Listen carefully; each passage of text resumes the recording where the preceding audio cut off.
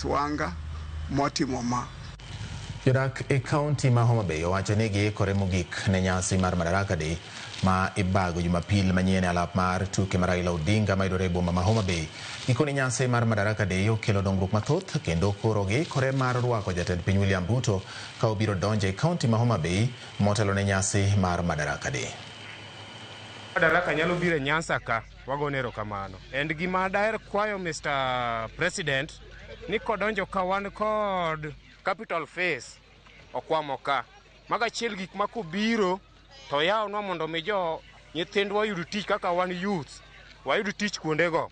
To moloyo barabara olosonwa ka sing'eny nono.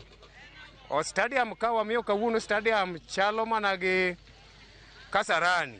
Nyaka ne gini chak biro wasebedo gi mor, waseneno welo, waseneno gik mopogore opogore mane pok waneno, but koro wago erokamano ahinya. Lokruok ma Madaraka Day dwa miyowa mokwongo business wadhi maber, wajochiemo wauso maber, jotende ok waneno pek moro. Neno ka pot okelnwa ka ameli dhi nyaka e pinje maoko nyalo biro go Homa Bay ka.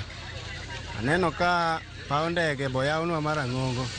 Ndege nyalo oko biro piyo kanyo mar Ang'ongo kabisa. Fish market boyawnwa ma modern.